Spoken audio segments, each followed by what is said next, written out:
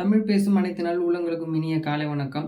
இன்னைக்கு நம்ம இந்த வீடியோவில் பார்க்க போகிறது என்னன்னா, கேகேஆருக்கும் ஆர்ஆருக்கும் நடந்த மேட்சோடைய ப்ரிவ்யூ வந்து பார்க்க போகிறோம். இந்த மேட்சை பொறுத்தளவுக்கு எப்படி போயிருந்தது. ஆனால் ஆர்ஆர் வந்து பார்த்தீங்கன்னா, அவங்களுடைய செலக்டிங் ஓகே ஃப்யூச்சரை நினச்சி ஜூரல், ஹெட்மயர், சஞ்சு சாம்சன், ரியான் பராக், ஜெய்ஸ்வாலை வந்து ரீட்டைன் பண்ணாங்க. பட் ஆனால் வந்து பட்லர், செஹல், போல்ட் இந்த மாதிரி வந்து இம்பார்ட்டன்ட் பிளேயரை வந்து என்ன பண்ணாங்கன்னே தெரியல, விட்டுட்டாங்க. ஒத்துக்கிறேன், நீங்கள் ஜாஸ் பட்லருக்கு ஒரு 33 அந்த மாதிரி ஏஜ் ஆயிருந்தாலுமே, பட் ஆனால் நீங்கள் என்ன ஹெட்மயருக்கு 14 கோடி சம்திங் கொடுத்து ரிட்டைன் பண்ணீங்க.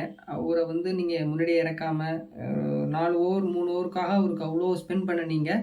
மேபி நீங்கள் பட்லருக்கு போயிருந்தா கூட maybe opening slot plus wicket keeping option ஒரு எக்ஸ்பீரியன்ஸ்டு பிளேயர் அப்படிங்கிற ஒரு பிளேயிங் ஆப்ஷனில் அவர் இருந்திருப்பார்.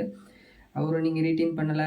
One of the main wicket அவர் எப்போ எடுத்தாரோ செஹலை, அந்த சீசன்லேருந்து நல்லா பர்ஃபார்மன்ஸ், ஒரு சீசனுக்கு மினிமம் 15லேருந்து 20 விக்கெட் வந்து சாலிடாக எடுத்து கொடுத்துட்ருந்தார். மிடில் ஃபேஸில் நல்லாவே வந்து பர்ஃபார்மன்ஸ் பண்ணி கொடுத்துட்ருந்தார்.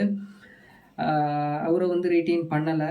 ட்ரெண்ட் போல்ட்டு இனிஷியலாக நல்லா ஸ்விங் பண்ணி பவுல் பண்ணக்கூடிய நல்ல எக்ஸ்பீரியன்ஸ்டு பிளேயராக அவரையும் ரீட்டைன் பண்ணாமல் விட்டது ரொம்ப ரொம்ப தவறாக போயிடுச்சு. அதுக்கு ஆப்போசிட்டாக ஃபரூக்கி எடுத்தாங்க போல்ட்டுக்கு பதிலாக. That's not fair. ஆனால் வந்து பெரிய அளவில் பர்ஃபார்மன்ஸ் பண்ணலை. அந்த அளவுக்கு லைன் அண்ட் லென்த்து போடக்கூடிய பிளேயராக ஃபரூக்கி அப்படின்னா மைனஸில் போயிடுச்சு. செஹலுக்கு பதிலாக ஹசரங்கா, தீக்ஷனாவை மேபி இம்பார்ட்டன்ஸ் கொடுத்து எடுத்தாங்க.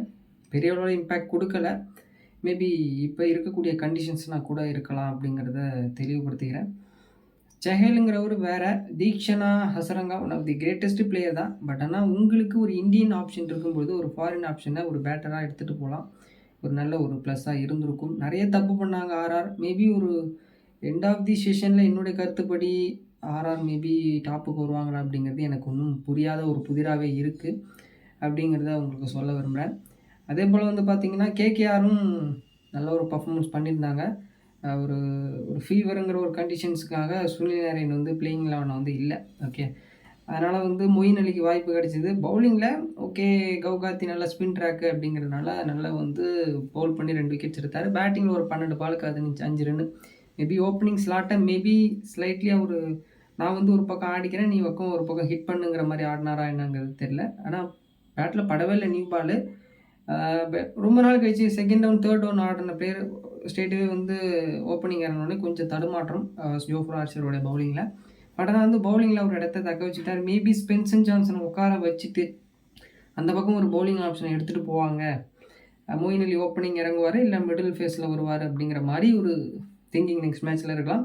அது நெக்ஸ்ட் மேட்ச் நம்ம முடிஞ்ச அப்புறம் வந்து ஒரு ப்ரிவியூவாக பார்க்கலாம். ஓகே, டாஸ் வந்து வின் பண்ணக்கூடிய ஒரு டீமு பவுலிங் எடுத்தாங்க. ஓகேவா, பவுலிங் எடுத்தாங்க கேகேஆர். ஸ்ட்ரெயிட்டாகவே வந்து நல்ல பவுலிங் அட்டாக்.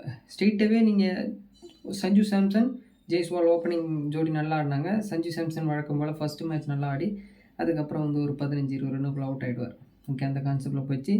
ஜெய்ஸ்வால் தடுமாறினார். அப்படி இப்படி ஆடினாலும் ஒரு 7-8 ஓவர் வந்து வருண் சக்கரவர்த்தி ஓவரில் வந்து விக்கெட்டை விட்டார். ஓகே, அதுமாரி பெரிய அளவில் வந்து அவருடைய ஃபார்ம் இன்னும் கொஞ்சம் வந்து டிப்பாக தான் இருக்குது. கன்சிஸ்டன்சி இல்லை அப்படிங்கிற ஒரு மைனஸ் இருந்ததுனால அவரை வந்து நிரூபிக்கணும் அப்படிங்கிற மாதிரி எல்லா பாலுமே இழுத்தடிக்க ட்ரை பண்ணி டைம் பண்ண முடியல. ஜெய்ஸ்வால் கொஞ்சம் லோ ஸ்கோரிங்கில் வந்து அவுட் ஆகியிருந்தார். அதுக்கப்புறம் ரியான் பராக் வந்தார், ஒரு டீசெண்டான நாக்ஸு. அதுக்கப்புறம் வந்து அவராகவே வந்து ஒரு மெயின் பவுலரை வருண் சக்கரவர்த்தி வந்து டேக் ஆன் பண்ண போய் விக்கெட்ஸை விட்டார். ஓகே, இன்டென்ட் இல்லாத ஒரு மேட்சாக அப்படின்றது இருந்தது. ஒரு 170, 180னா மேபி கொஞ்சம் ஸ்லைட்லி வந்து நல்ல ஒரு ஸ்கோராக இருந்திருக்கும். ஏன்னா வந்து நல்ல ஒரு ஸ்பின் ட்ராக்காக தான் இருந்தது. டியூ இருந்தாலுமே உங்களுக்கு 10 ஓவருக்கு மேலே ஒரு நியூ பால் எடுத்துக்கலாம் அப்படிங்கிற ஒரு ஆப்ஷன் இருக்குது. அப்போது நீங்கள் சரியாக வந்து தேஷ்பாண்டே அவர் வந்து நீங்கள் பவுலிங் போட அழைக்கவே இல்லை. நல்லா ஸ்விங் பண்ணி போல் பண்ணார், அவர் கொடுக்கல. தீக்ஷனா கொடுத்தீங்க, ஒத்துக்கிறேன். தீக்ஷனா இனிஷியலாக பவர் பிளேயில் போடக்கூடிய ஸ்பெஷலிஸ்ட் தான். தேஷ்பாண்டே 10 ஓவருக்கு மேலே கொடுக்காம 15 14 ஓவரோ சம்திங் அப்போ கொடுக்குறீங்க. பவுலிங் ஆப்ஷன் நீங்கள் தட்ஸ் நாட் ஃபேர். ஏன்னா வந்து தேஷ்பாண்டேவுடைய ஸ்விங்கு கொஞ்சம் நல்லா விக்கெட்ஸ் எடுத்து கொடுத்தாரு ஏன் சென்னைக்கே. ஏன்னா மோஸ்ட் ஆஃப் தி விக்கெட்ஸில் 2022 சம்திங், அதுக்கப்புறம் கூட 38-39 விக்கெட்ஸோ சம்திங் எடுத்திருக்காரு. வெரி நல்ல பிளேயர். அவரை பயன்படுத்தவே இல்லை. என்ன ஒரு கேப்டன்சின்னே தெரியல. ரியான் பராக் தேவையில்லாததுக்கெல்லாம் வந்து ரிவ்யூ எடுக்கிறாரு. நிறைய மைனஸ் இருக்குது. ஒரு நல்ல ஒரு டோட்டல் 150+ வந்து டோட்டல் போட்டாங்க. பட் ஆனால் சேஸ் பண்ணும்போது மொயின் அலி கொஞ்சம் ஸ்ட்ரகிள் பண்ணார் இனிஷியலாக. நியூ பால்லையும் கொஞ்சம் ஸ்பின்னர்ஸுக்கு அகென்ஸ்டாகவும். அதுக்கப்புறம் வந்து நல்லாவே வந்து குவிண்டன் டி காக் அதை வந்து நல்லா எடுத்துகிட்டு போயிருந்தார். ரஹானே கொஞ்சம் வந்து பார்ட்னர்ஷிப் கொடுத்தாரு. அதுக்கப்புறம் ரகுவன்ஷி வந்தார். ஓகே, ரகுவன்ஷி வந்து மேட்ச் முடிஞ்சுது. மெயின் விக்கெட்ஸ்னு வந்து பார்த்தீங்கன்னா வருண் சக்கரவர்த்தி 2 விக்கெட் எடுத்திருந்தார். மொயின் அலி 2 விக்கெட், ஸ்பென்சன் ஜான்சன் 1 விக்கெட்ஸ் வந்து எடுத்திருந்தார். வைபவ் அரோரா 2 விக்கெட்ஸ் வந்து எடுத்திருந்தார். இந்த பக்கம் ஹசரங்கா 1 விக்கெட்ஸ் எடுத்திருந்தார். ஆர்ச்சர் வந்து டீசெண்டான விக்கெட்ஸ் வந்து எடுத்திருந்தார். ஓகே, அப்போது இந்த மேட்சை பொறுத்த அளவுக்கு பார்த்தீங்கன்னா ஆர்ஆர் பாயிண்ட் ஆஃப் வியூவில் பெரிய ஒரு இம்பார்ட்டன்ஸ் கொடுக்க முடியுமா அப்படிங்கிறது எனக்கு தெரியல. ஏன்னா அவங்களுடைய காம்பினேஷன்ஸ் எப்படி இருக்கும் வரக்கூடிய மேட்சஸில். ஏன்னா வந்து 8 டீம் இருக்கும்போது உங்களுக்கு ஃபஸ்ட்டு 2 மேட்ச்சே லாஸுங்கும்போது கொஞ்சம் ப்ரெஷராக இருக்கும். இப்போ 10 டீம் வேறு இருக்குது. என்ன பண்ண போகிறாங்கன்னு தெரியல. மேபி பார்க்கலாம் என்ன நடக்க போகுது அப்படிங்கிறது. நெக்ஸ்ட் மேட்ச்சில் கண்டிப்பாக வின் பண்ணணும். மேபி இன்னும் 2 மேட்ச் வந்து லாஸ் ஆனால் maybe out of the tournament. Combinations correct. But ஆனால் வந்து எல்லா பிளேயரும் விட்டாங்க. அதுதான் ஒரு மைனஸ். ஏன்னா நீங்கள் பட்லரை விட்டது ரொம்ப தப்பு, செஹலை விட்டது தப்பு, போல்ட்டை விட்டது தப்பு. ரொம்ப ரொம்ப ரொம்ப இம்பார்ட்டன்ட் பிளேயரை விட்டுட்டாங்க. இந்தியன் பிளேயர் ஜூரல் நல்லா ஆடுறாரு, ஒத்துக்கிறேன். பட் ஆனால் நீங்கள் ஒரு மேபி ஹெட்மயருக்கு அவ்வளோ கொடுத்து ரீட்டைன் பண்ணதை மேபி பட்லர் கொடுத்துருக்கலாம் அப்படிங்கிறது என்னுடைய கருத்து. நல்ல ஒரு ஆப்ஷனாக இருந்தது. பட் ஆனால் ஒரு வளர்க்குவாங்க. ஃபஸ்ட்டு ராஜஸ்தான் ராயல்ஸ் சின்ன சின்ன பிளேயர் எடுப்பாங்க. ஒரு 13 வயசு பையன் எடுத்திருக்காங்க. அந்தமாரி இருந்து சின்ன சின்ன பிளேயர் எடுத்துகிட்டு வளர்ப்பாங்க. அப்போது வந்து டீம் காம்பினேஷன் கரெக்டாக இருக்கும். ஃபைனல்ஸ் அந்த பிளே ஆஃப் மட்டும் வருவாங்க. கேப்டன்சி ரியான் பராக் வெரி ஒஸ்ட்டு. எனக்கு தெரிஞ்ச ஒரு 10 அவுட் ஆஃப் 2, 3 அந்த மாதிரி கொடுப்பேன். நீங்கள் எவ்வளோ கொடுப்பீங்கிறத கமெண்ட் பண்ணுங்கள்.